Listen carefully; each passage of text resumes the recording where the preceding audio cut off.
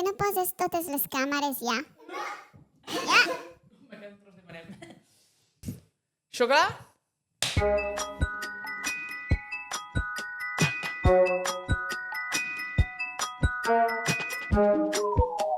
La quàntica diu que el gat de Schrödinger està viu i mort alhora.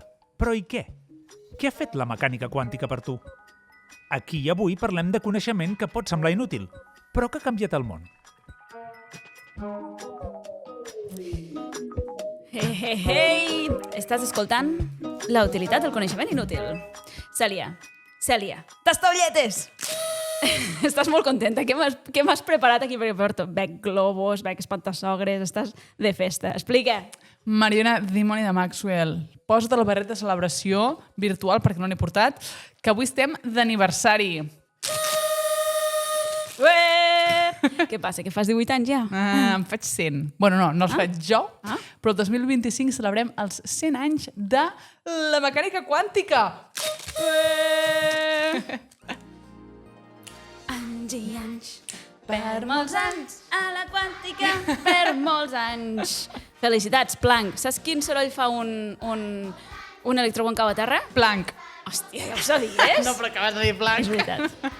Com destrossar un acudit dolent. Segona vegada que ho fas així. Sí.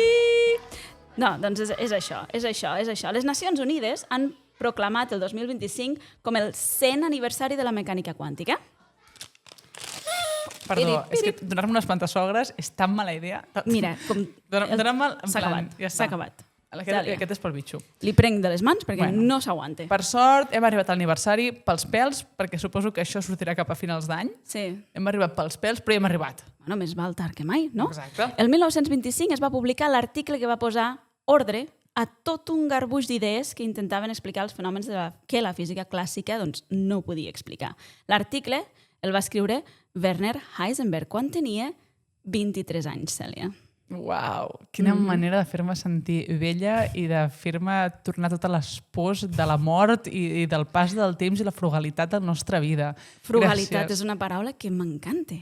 Preciosa, però no és tan preciós com el fet que això descobrís amb 23 anys. Sí. Quina animalada.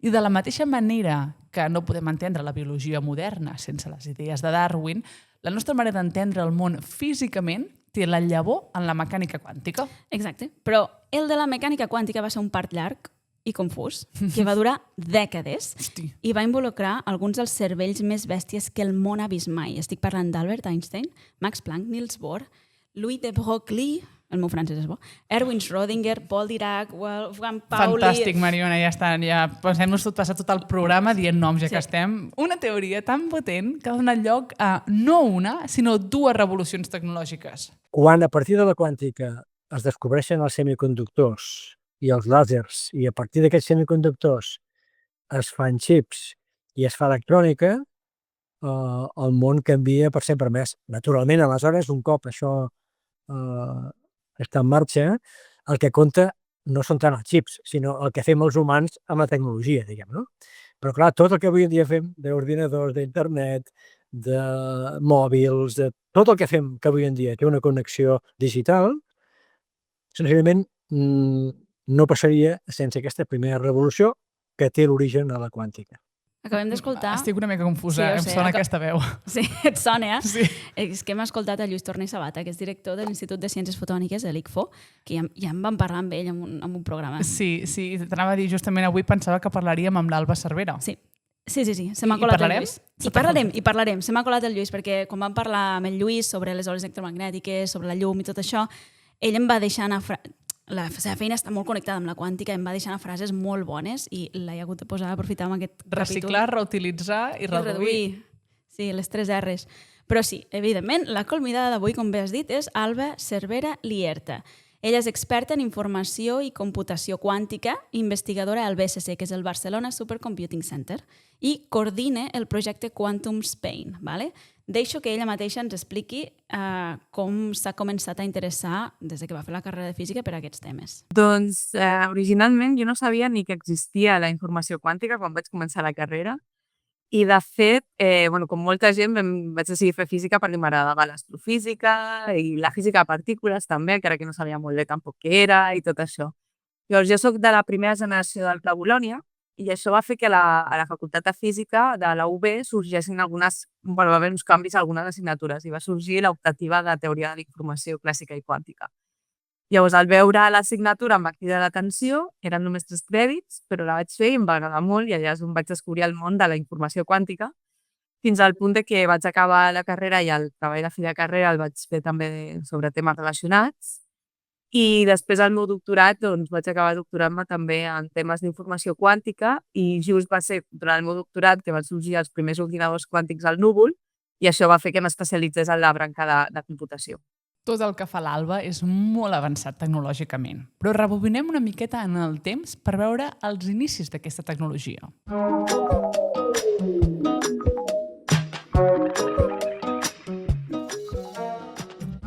Nosaltres, almenys jo, hem nascut a l'era de la tecnologia digital. Què vol dir almenys jo, Cèlia? No sé, jo mai intento endevinar edats, saps? No, ja. Però 3 generacions enrere la tecnologia era molt i molt diferent.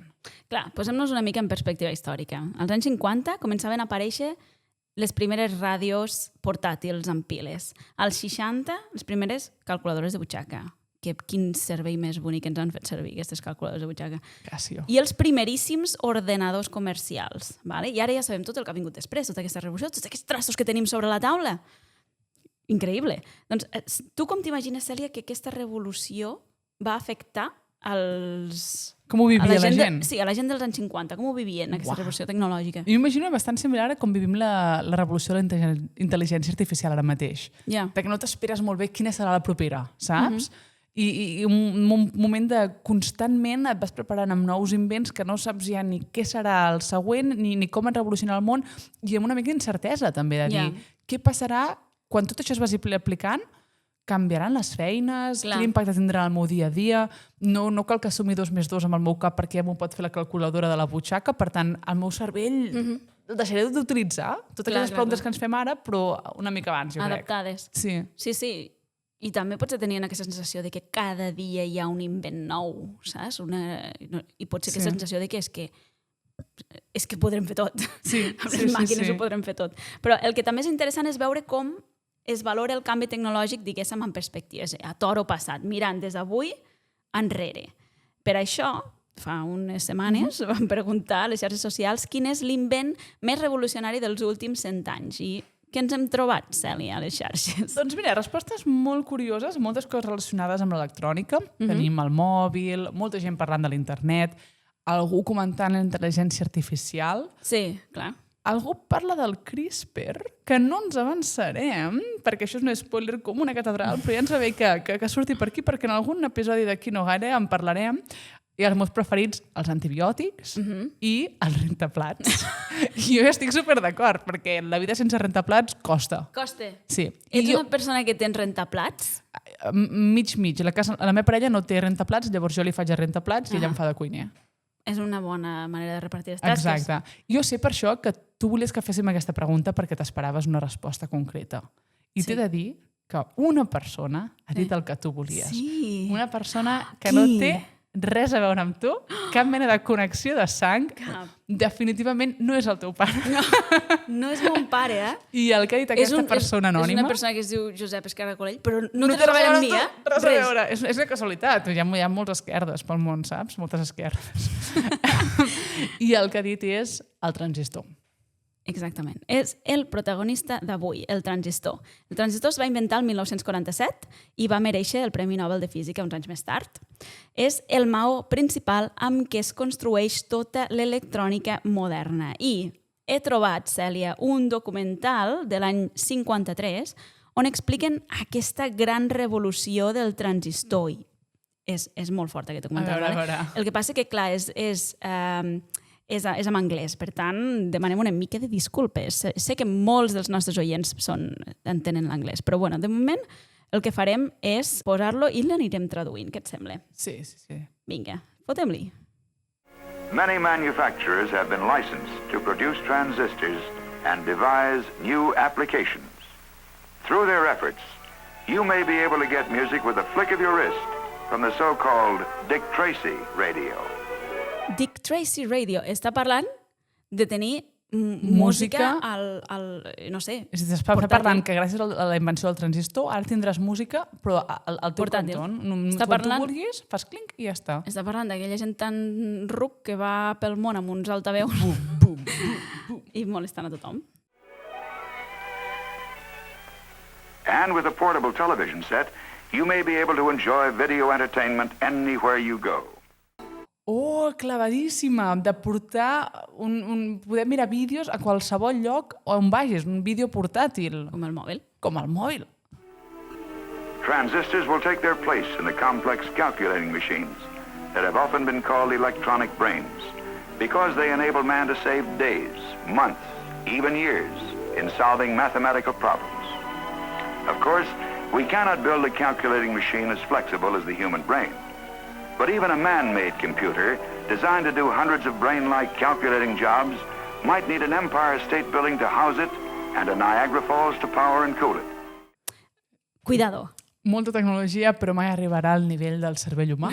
És això el que estem dient? Estem dient que estaven ja, o sigui, no intel·ligència artificial, però estaven intentant veient que les màquines estaven fent una cosa que els cervells, o sigui, que estan substituint una part de les coses que fan els nostres cervells, que és calcular. Clar. Vale? I el que passa és que els ordenadors en aquella època que existien, els ordenadors, vull dir, les computadores, Sí. que existien, estaven fets de bombilles, de primeres unes bombilles, Unes és veritat, bombetes estaven fets de d'aquestes. bombetes, ai, perdó, bombetes, no bombilles.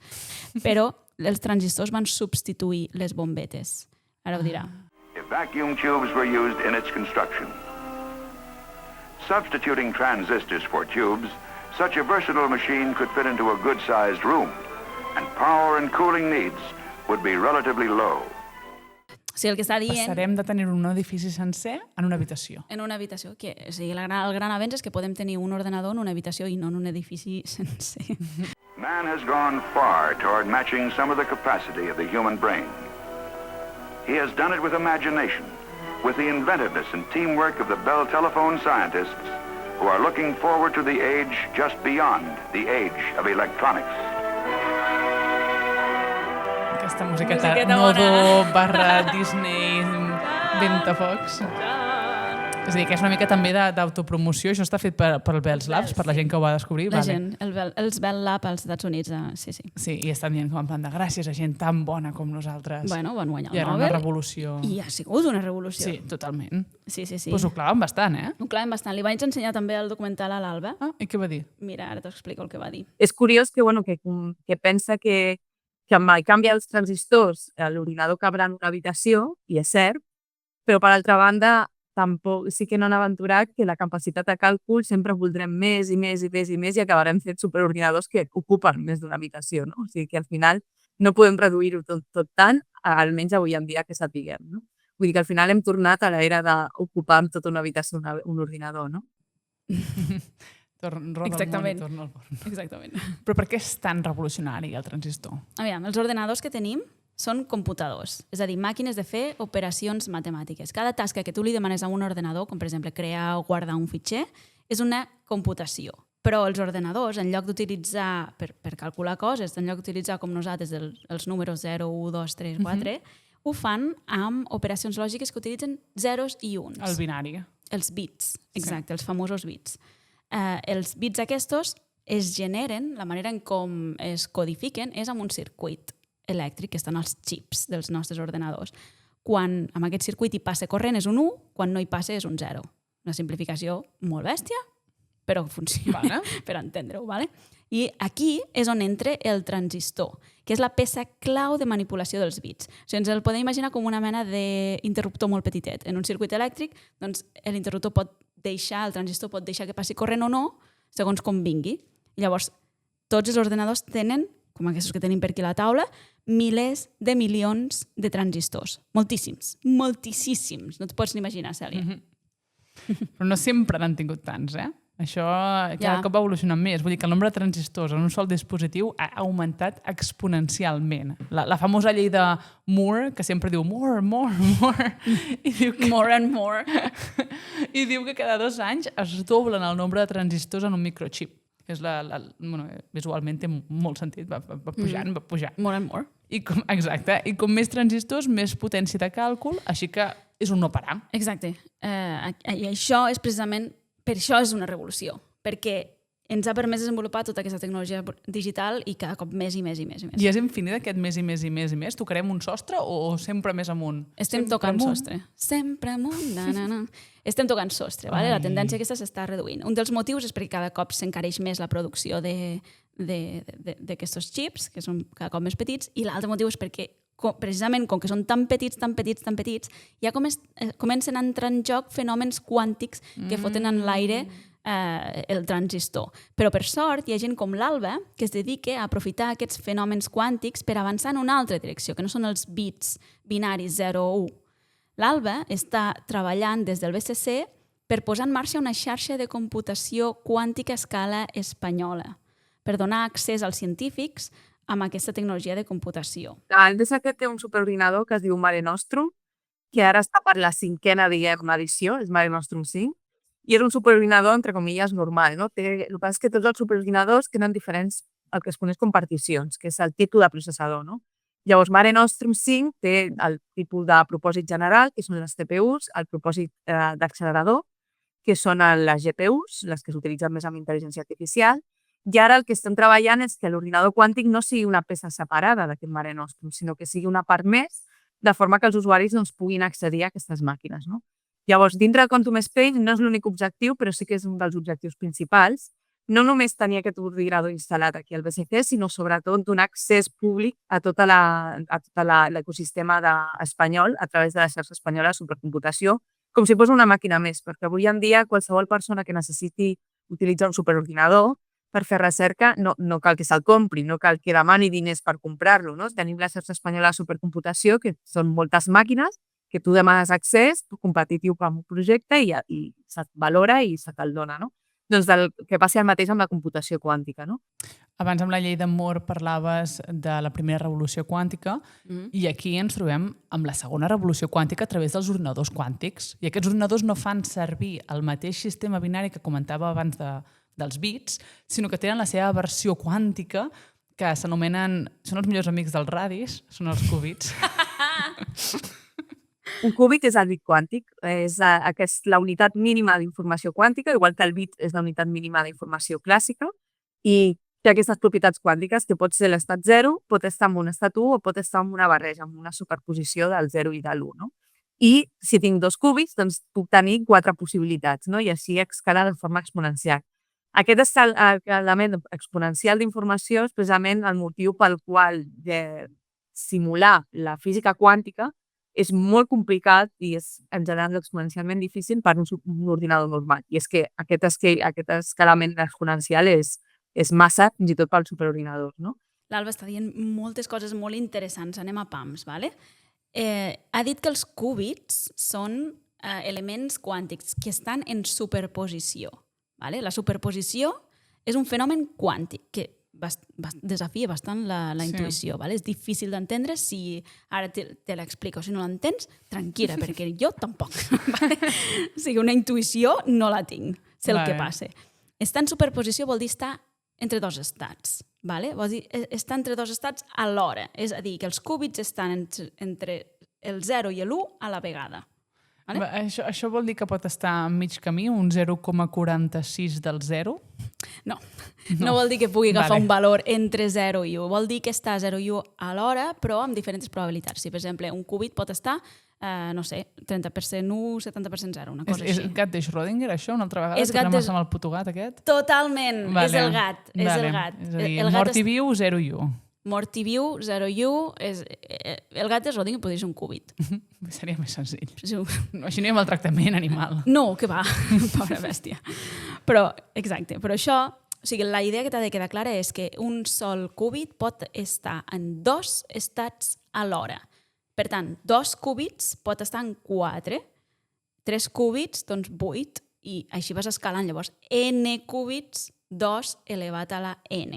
Possibilitats simultànies. I això, que és aquest escalament exponencial, és el que estava dient l'Alba, que la informació escala de manera exponencial amb el nombre de qúbits. Això és el que vol dir. Vale, són d'aquelles coses que realment m'ho crec. M'ho crec perquè no és tan difícil d'imaginar-m'ho. No és lògic. Entenc. Mentalment no em sembla cap mena de lògic. És a dir, vale, però jo m'ho crec i segueixo pensant-ho, vale?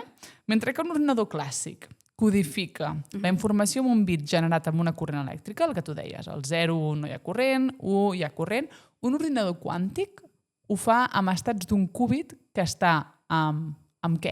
Quina és la recepta de fer un qúbit? De què està fet? I la recepta no és molt complexa d'entrada, no? Experimentalment, òbviament, sí, i és que necessites un sistema físic que primer el puguis aïllar de tot el seu entorn, perquè tots aquests efectes quàntics són molt, molt, molt dèbils i de seguida es perden, i si els perden llavors ja perds tot l'avantatge de la computació quàntica. Per altra banda, no aïllar-lo massa perquè tu l'has de poder controlar. Vull dir, tu has de poder enviar-li polsos de làser o controlar el seu estat intern de forma controlada, no? Precisament. I després necessites que pugui escalar. Vull dir que no només tinguis un qúbit, sinó que en puguis tenir milions de forma en algun futur, no? Encara que sigui, perquè si no, clar, amb un sol qúbit jo el puc simular fàcilment amb un ordinador tradicional, no? Necessito molts d'ells i que les qualitats quàntiques aguantin el màxim temps possible. Vamos, facilíssim. Te'l faig una hora al garatge sense problema. S'ha d'aïllar, però no gaire. S'ha de poder controlar amb un làser, però sense que perdi la qualitat. Complicat. Pensa que són sistemes molt, molt delicats i que es deslloriguen amb qualsevol pertorbació externa. És a dir, han d'estar en unes condicions mega controlades. Vale? I per això s'estan buscant molts sistemes físics que puguin codificar un bit. Hi ha bastants exemples, un dels quals ens l'explica l'Alba. La manera més intuïtiva és utilitzar un àtom.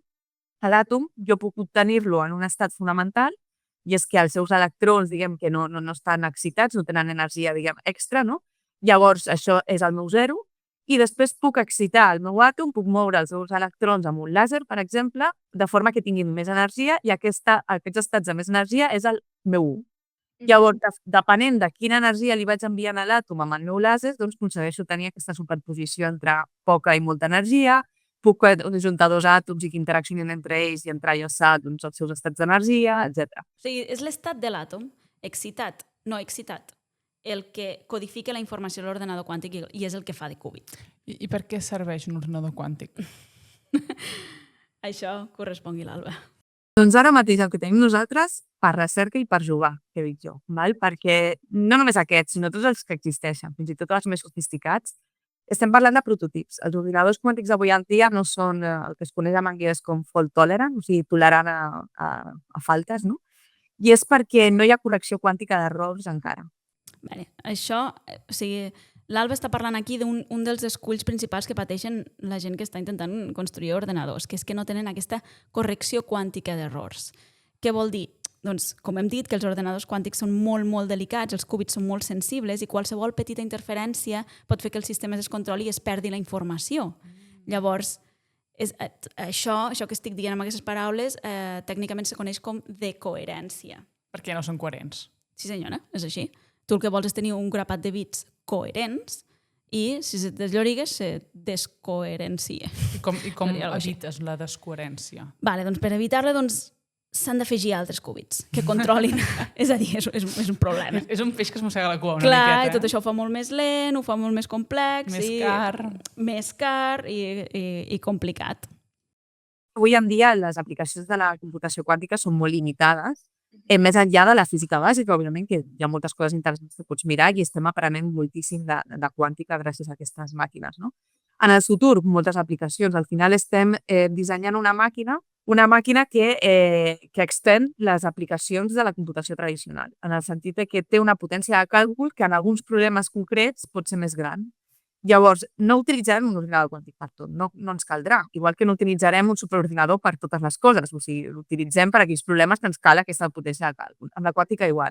I aquests problemes són els que intenten resoldre què passa en el món microscòpic, en el món de les partícules, de la física bàsica, de la física nuclear, de la química, de fins i tot la bioquímica en el futur, un cop entenguem millor la química, de la ciència de materials, de matèria condensada, etc. No? Encara, quan se solucioni aquest problema dels errors, els algoritmes del futur serviran per entendre millor els sistemes quàntics, com es comporten els àtoms, com funcionen les reaccions químiques o per dissenyar materials nous i tot. Realment està per qualsevol cosa. Arribats aquí ens hem de preguntar la pregunta de sempre. Com hem arribat fins aquí?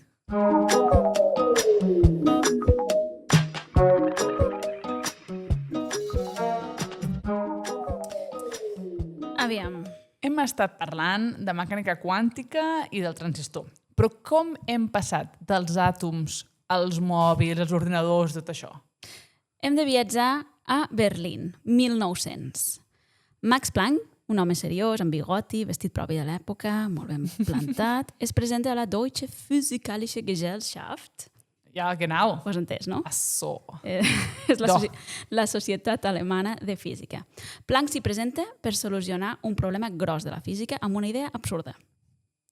El problema que vol solucionar té nom de pel·li d'acció. Es diu la catàstrofe ultraviolada. Me cago en la pera. Fa por, eh? Ultraviolada pot tenir molts sentits i fa molta por. Fa molta por. No, el que...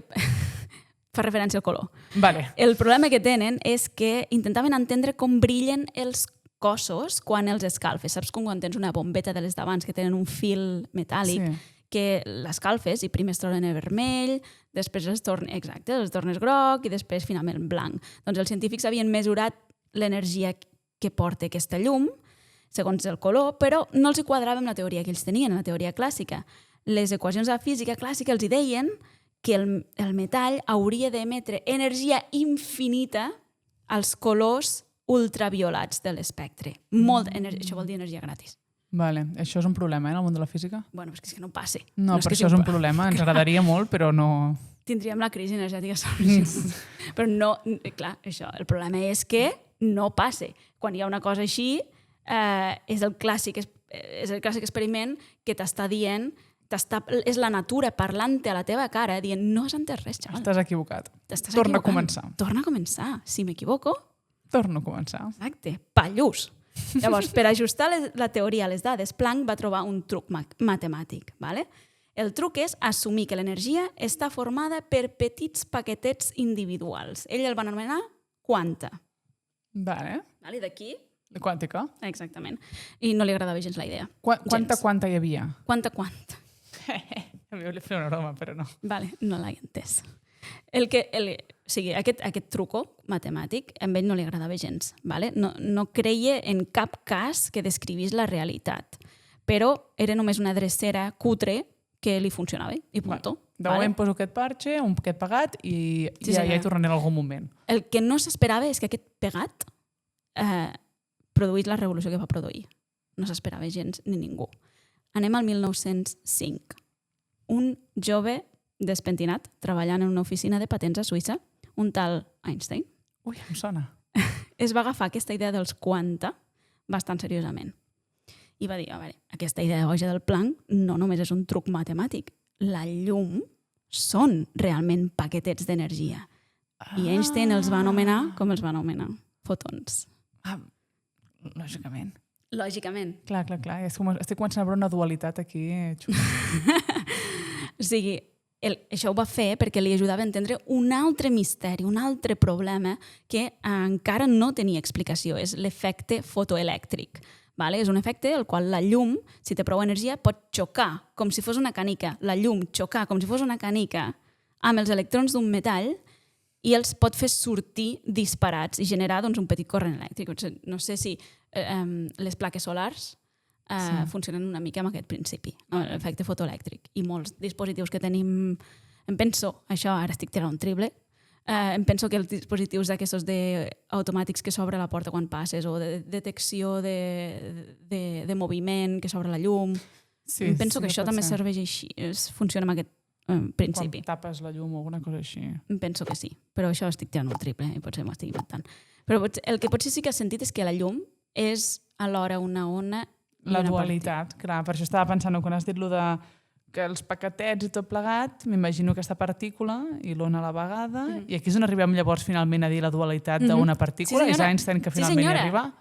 Sí, senyora. O sigui, aquí el que es tenia una mica clar és que la llum era una ona I ho teníem clar perquè teníem tot l'electromagnetisme bastant clar. Clar. I arriba Einstein i diu, escolteu, és que és una partícula. Perdoneu, perdoneu. Perdoneu, però allò que ha dit el Bor, tan mala idea no era. Llavors, o sigui, la llum és una ona i una partícula alhora. Però avancem una mica més en el temps, anys 20, Louis de Broglie va girar la truita i va dir si la llum, que crec que és una ona, pot comportar-se com una partícula, potser les partícules, com els electrons, també poden comportar-se com a ones. Tu què creus? Aquí ja la comença a liar, eh? Qui la lia? Aquí ja comencem a entrar en territori complicat. Els electrons són ones i partícules també, és brutal. I això es veu en un dels experiments més famosos de la física, que és l'experiment de la doble escletxa. Tu l'has sentit a parlar? Sí. Et sona? Sí. T'ho explico. Imagina't una paret amb dues escletxes, ¿vale? I dispares un electró. ¿Vale? Aquest experiment el que et diu és que l'electró es comporta com una ona i passa per a les dues escletxes alhora. Una borrada. Això passa, amb aquest experiment es veu. Però si tu dius, ei, come on, els electrons són partícules, anem a veure exactament per on passa. I tu agafes un detector i el poses en una de les dues escletxes i repeteixes l'experiment. Dius, a veure per on m'ha passat. Repeteixes l'experiment i en aquell moment l'electró passa per una de les dues escletxes. Es comporta com una partícula. No. És com si l'electró sapigués el que estem fent els humans. El fet d'observar-lo canvia el comportament de l'electró. Cago en la pera. Clar, és que és molt bèstia. És que tot anava bé fins que has començat a fer aquestes coses estranyes i el meu cervell ja peta. És molt fort. Sí, és com en aquell moment els hi va petar el cap a tots. Perquè no pot ser... O sigui, tu quan fas un experiment com un científic, tu com a observador científic intentes no interferir en els resultats. No? I per això el fas moltes vegades, per això fas estadístiques, per això el fas replicable, que ho pugui fer gent en altres laboratoris. Però si tu ara t'està dient que a les entranyes més íntimes de la natura l'observar canvia comportament, Pues positivisme, eh? què fas? Bueno, potser la ciència no és tan... És bestial? És molt anada d'olla, això. Sí, és molt bèstia. L'efecte de l'observador en la nostra realitat. Aquest és un problema molt bèstia que encara s'està pensant. Vull dir, hi ha gent que encara li dona el coco per intentar resoldre aquest problema de l'observació. Però aquesta idea, ara estem al 1925, vale? Hem avançat justament ara fa 100 anys. Werner Heisenberg va... Exacte, potser no cal tornar a cantar els anys i anys, però Werner Heisenberg el que va fer va ser publicar un article que es considera el naixement oficial de la mecànica quàntica, perquè el que posava és un marc matemàtic a tot això.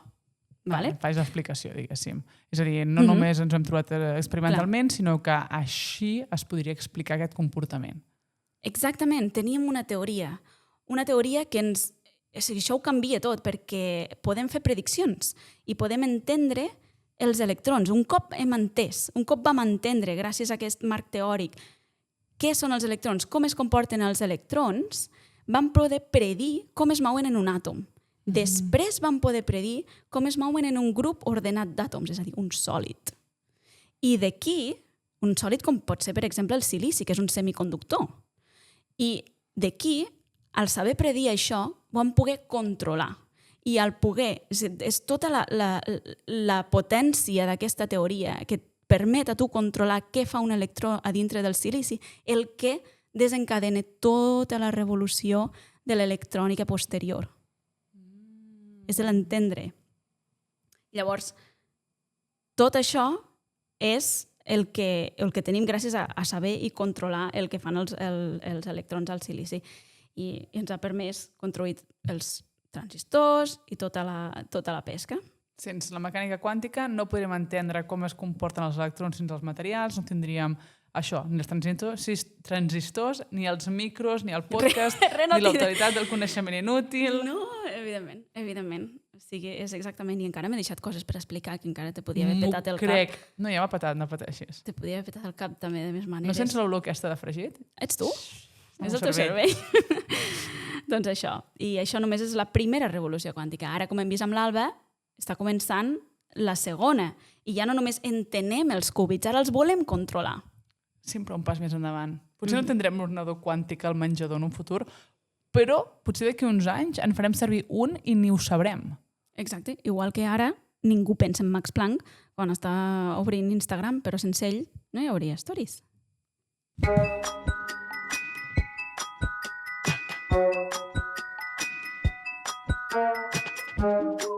Gràcies per escoltar La utilitat del coneixement inútil.